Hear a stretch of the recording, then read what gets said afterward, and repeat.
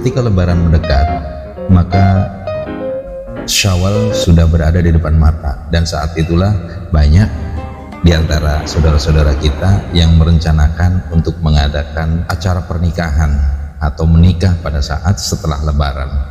Kenapa hal itu dilakukan kebanyakan oleh dari kita? Tentu beberapa hal pertimbangan yang kita bisa maklumi, bahwa saat lebaran adalah momen berkumpulnya semua keluarga besar.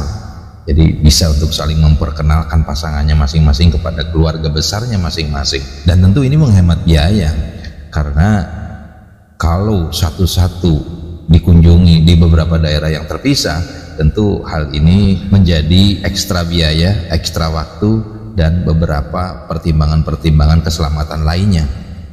Kemudian kenapa lebaran dipilih? Tentu di situ adalah momen libur panjang di Indonesia.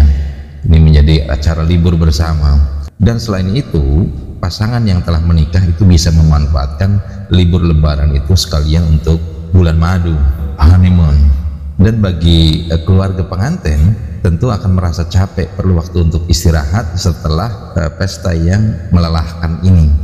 Bulan Syawal, di mana pada saat itu masih sangat berkait dengan bulan Ramadan, bahkan di situ ada puasa sunat selama 6 hari yang biasa disebut puasa Syawal.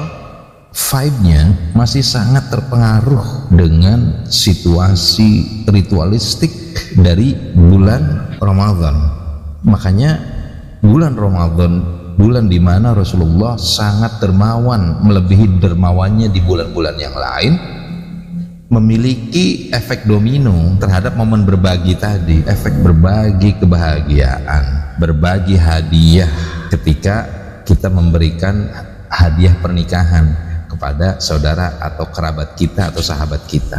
Kemudian sakralitas dari bulan Syawal yang bersambung dengan bulan Ramadan tadi memiliki makna yang dalam, hingga orang memilihnya menjadi bulan yang tepat untuk terus melanggengkan kebaikan yang dia lakukan pada bulan Ramadan. Ikhwati iman, sahabat Risalah Al-Muslimun, selain daripada itu, yang lebih penting kita diskusikan adalah bagaimana kita memberikan pembekalan kepada anak-anak kita, kepada saudara kita, kepada sahabat kita tentang makna pernikahan, yang dimana dalam pernikahan itu dijadikan prosesi untuk saling mewasiati kebaikan. Kenapa demikian? Karena Rasulullah apabila mengantar pengantin perempuan ke rumah suaminya, beliau selalu memberikan suatu wasiat-wasiat kebaikan. Mari kita lihat nasihat Rasulullah tersebut. Qala Anas radhiyallahu anhu, berkata Anas radhiyallahu anhu, kana Rasulullah sallallahu alaihi wasallam idza zaffu imra'ata ala zawjiha, keadaan Rasulullah sallallahu alaihi wasallam apabila mereka membawa pengantin perempuan ke rumah suaminya, ya'murunaha hidmatiz zaujatin wa riayatihi haqqihi, mereka memerintah perempuan tersebut supaya khidmat kepada suami dan menjaga hak suaminya itu. Inilah sunnah yang Rasulullah ajarkan apabila mengantar anak perempuan kita ke dalam pernikahannya. Sahabat Risalah Al-Muslimun yang berbahagia, mari kita simak wasiat ibu kepada putrinya ketika hendak menikah. Wasiyatu Asma binti Khariyah, wasiat Asma binti Khariyah, innaki kharajti minal ushil ladzi fihi darajti, sesungguhnya engkau akan keluar dari tempat di mana engkau dibesarkan, wahai anakku. Fasurti ila firashi lam ta'rifi, engkau akan berada di tempat tidur yang tidak engkau kenal. Wa qarinin lam ta'lifihi, dan engkau akan hidup dengan teman yang engkau tidak biasa dengannya. Fakuni lahu ardhan yakun laki sama'an, maka jadilah engkau bumi baginya, niscaya ia akan menjadi langitnya. Wa kuni lahu mihadan yakun laki imadan, dan jadilah permadani baginya, niscaya dia akan menjadi sandarannya. Wa kuni lahu amatan yakun laki addan, serta jadilah engkau hambanya, niscaya ia akan menjadi hamba yang setia bagimu. La tulhiqi bihi fayaqlaki, dan janganlah engkau memaksa apabila engkau meminta darinya, karena hal itu akan membuat ia membencimu. Wala tuba'idi anhu fayansaki, dan janganlah engkau menjauhkan diri darinya, niscaya dia akan melupakanmu. Indana minki fakrubi minhu, Jika ia mendekat padamu, maka mendekatlah engkau padanya. Wa inna an anki fab'udi anhu. Dan jika ia menjauhimu, maka jauhilah ia.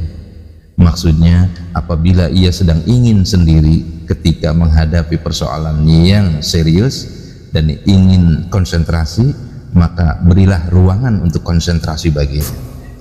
Wahfadhi anfahu wa sam'ahu wa ainahu. Jagalah hidungnya, pendengarannya, dan matanya. Fala yashumanna minki illa tayyiban. Dan jangan sekali-kali ia menghirup sesuatu darimu melainkan yang harum. Wala yasma'u minki illa hasanan. Dan jangan biarkan ia mendengar sesuatu darimu melainkan yang baik-baik. Wala yanzuru ila jamilan. Dan jangan biarkan ia melihat sesuatu darimu melainkan yang cantik dan yang menarik. Ikhwatu iman yang berbahagia, itulah yang semestinya diwasiatkan oleh seorang ibu kepada putrinya yang hendak menikah. Hingga apa yang menjadi pengalaman selama ini dia berumah tangga yang didasarkan pada suatu pergaulan yang menjunjung tinggi ketakwaan dalam rumah tangga, maka terformulasikan dalam bentuk nasihat seperti itu.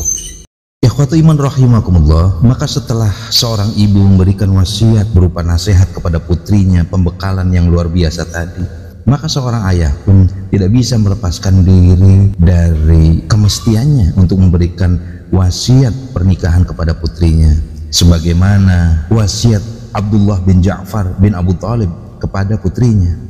Ausa Abdullah bin Ja'far bin Talib ibnatahu faqala. Abdullah bin Ja'far bin Abu Talib berwasiat kepada putrinya, iyaki wal ghirata fa innaha miftahut talaq.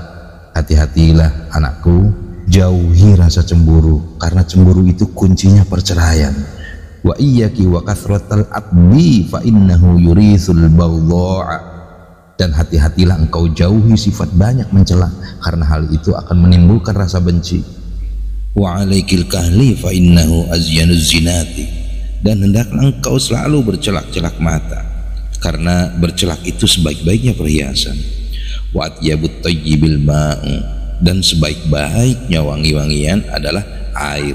Maka di sini ada sebuah bagi pengalaman bahwa sumber wangi-wangian yang lebih tinggi nilainya adalah yang berbentuk cair daripada yang berbentuk padat. Demikian nasihat yang mesti disampaikan seorang ayah kepada putrinya.